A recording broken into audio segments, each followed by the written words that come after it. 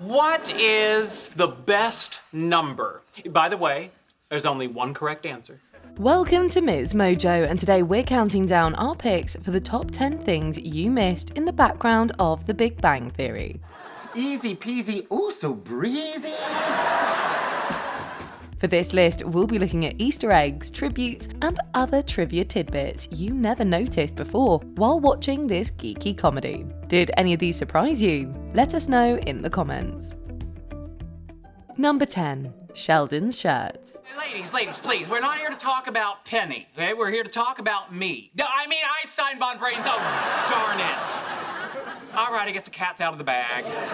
Have you ever noticed Sheldon's t-shirts? Of course you have. Whether they depict a superhero or a scientific principle, Sheldon's shirts are a defining part of his personality. What you may not know is how much further they extended beyond his outward appearance. I am not going to Lebanon to return Super Mario Brothers the movie!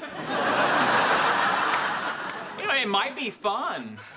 You love hummus. As it turns out, the colours of his shirts often represent his current emotional state. Green often has Sheldon feeling overly happy or confident. Red shirts, like his Flash one, are often seen when he's angry, upset, or showcases feelings of passion on a subject. Yeah, I don't see why I'm the one being persecuted here. You know, Dr. Hofstadter, he was bragging about his sexual desirability to anyone who would listen. As you rewatch the old episodes, take note of how Sheldon's acting and what shirt he's got on. You'll spot a correlation. Number 9. Sheldon's favourite number. In season 4, Sheldon made it known that the best number was 73. He provides a long-winded explanation to the boys about why the nature of this number makes it so perfect. 73 is the 21st prime number. Its mirror, 37, is the 12th, and its mirror, 21, is the product of multiplying, hang on to your hats, 7 and 3. He loves this number so much that from time to time you can often see him sporting a shirt with nothing more than the number 73 on the front. This access point should be the closest analog to the mines. It's gonna be so much more accurate than the steam room at the gym. Plus, there's almost no chance we'll see any of our co-workers half naked. Aside from his fascination with it and its mathematical curiosities, it also happens to be the year Jim Parsons, who plays Sheldon, was born. Lastly, the episode this bit aired in was the 73rd overall episode of the show. Did I lie? We get it. 73 is the Chuck Norris of numbers.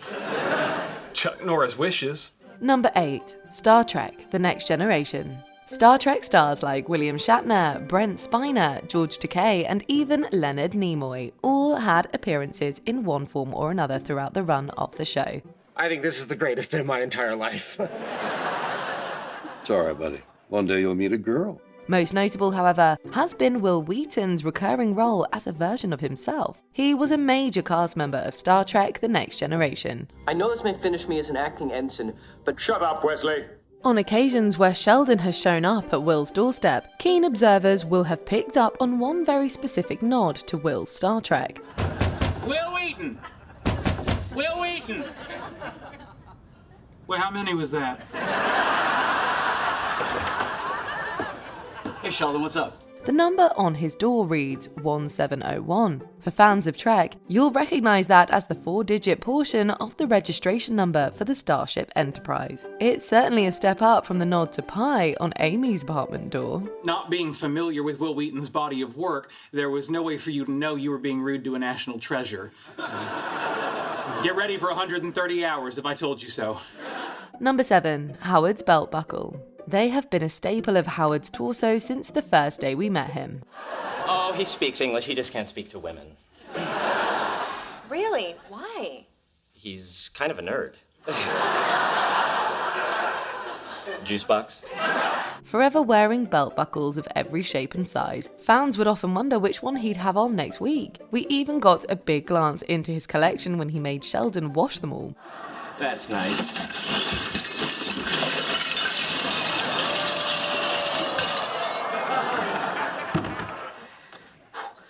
But perhaps the most overlooked one popped up on the show's series finale. While planning for the trip to Switzerland, Howard can be seen on the couch wearing a very familiar buckle. Look close. Yep, that's the logo from the very show we watched for 12 years. It's a blink and you'll miss it moment, but a perfect accessory for the final episode. Sometimes Words are just... That wasn't a no. Number 6. The 4A flag. Back near the end of season 3, we caught a flashback of Leonard and Sheldon's first meeting. While being oriented about the apartment and its rules, Leonard is given a flag that represents the apartment itself. The apartment's flag is a gold lion rampant on a field of azure. We have a flag? Certainly an oddity among most apartments, but not as curious as to what happened later. At the start of season 6, eagle-eyed fans can spot a small version of the same flag affixed to the refrigerator in Sheldon and Leonard's apartment. Raiders of the Lost Ark is the love child of Steven Spielberg and George Lucas, two of the most gifted filmmakers of our generation. Its position seems to move depending on the episode, but it definitely matches the flag Sheldon gave his new roommate. Leonard also claimed the full-size version as his own when Sheldon moved out. I would like to keep the official flag of our apartment. But you don't even like flags. No, I like this one. Number 5. Hidden Adult Section. Fun fact, have you ever noticed there are no Marvel characters in Stuart's comic book shop? And we throw a party for all the people who don't have dates. That actually sounds kind of nice. The theme will be that the greatest love a man can have is the love he has with himself. That's because Warner Brothers owns the show and the rights to the DC characters. And as much as you'll find countless other comic books within the walls of this store, there seems to be a selection that is off limits to minors. I'm really looking forward to it. In fact, there's no place I would rather be than here. Except on a date with anybody. Literally anybody.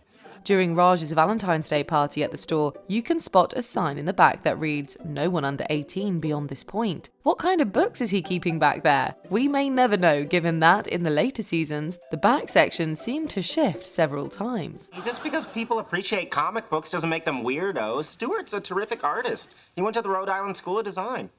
Okay, what about the guy over there in the superhero t-shirt tucked into his sweatpants? Number 4. A nod to Raiders. It was very entertaining, despite the glaring story problem. Story problem? Oh, Amy. What a dewy-eyed mooncalf you are. From early on, David Saltzberg was the science consultant on the show. It was his job to make sure the formulas on the boards were always scientifically accurate, save for one. During the season 7 episode, The Raiders Minimization, the formula on the wall behind the DNA decoration is an exact copy of the one shown in the film, Raiders of the Lost Ark, the very movie this episode is about. I've watched it 36 times, except for the snake scene and the face melting scene, which I can only watch when it's still light out. But we love how the show found a unique way to honor the source material while hiding it in plain sight. It reminds us of Sheldon's physicist meltdown that showed a YouTube username called OB1. All right, people, let's get down to the math. It is only three-dimensional thinking that limits our imagination. Can I take my pants off over my head? Number 3. The Batman Cookie Jar. In the beginning. Okay, maybe not the beginning, but certainly near the start of the show, Leonard kicks Sheldon out of their physics bowl competition team. A Batman cookie jar. Oh, neat. What's the occasion? Well, you're a friend and you like Batman and cookies and you're off the team. To soften the blow, he gives him a Batman cookie jar. It could have easily just been a thrown away prop that we never saw again, but instead, that same jar has resided in that apartment ever since. No offense, but I've known the guy a really long time. Well, I've, seen him without pants on. Again, no offense, but so have I. Normally seen on the back shelf by the sink, it's been a staple of the set ever since its introduction. Well, technically, anticipation wouldn't be mediated by endorphins as much as dopamine, but, you've been up all night, so I'll give you that one. It can even be seen briefly in the very last episode of the series. Number 2. Photos on Penny's fridge. What do you keep pinned to your fridge? Takeout menus, souvenirs? Well, if you're Penny, you put notable photographs there. Trying to find any scrap of happiness he can. Maybe to make up for the fact that his dad left them when he was 11. Okay, I will think about it. From early on, Penny's fridge could be seen with the occasional picture. As time went on, the pictures would change, but often incorporated things you might not expect. I meant more like a little brother. Oh. Well, I suppose I do think of you as a sister. and sometimes a mother. Depending on the episode, you'll see photos of Kaylee Cuoco with other members of the cast and crew. When Penny and Leonard are dating, you can spot a photo of the couple on there as well. The photos are reminiscent of some of the same kinds of family photos seen in Howard's home. Bernadette and I are getting married.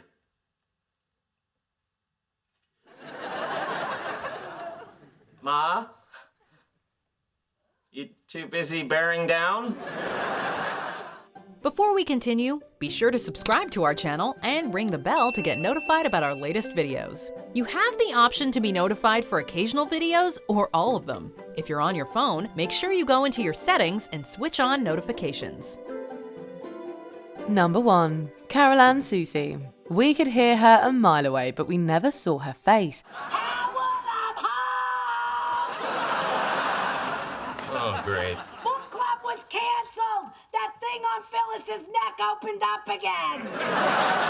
Howard's mum was the bane of his existence until about halfway through the 8th season. Forever yelling at her son, audiences only caught a handful of glimpses of Debbie throughout those 8 years. Sadly, the actress who played his mum, Carol Ann Susie, passed away unexpectedly. Ma, I'm sorry I didn't take you to the airport. I just want you to know that I'll never forgive myself for being so selfish. The show chose to honour her by both saying goodbye on the show and leaving a little piece of her behind. A small photo of the actress can be seen on Leonard and Penny's fridge in the immediate follow-up episode. I'm telling you can't create love in a few hours, right?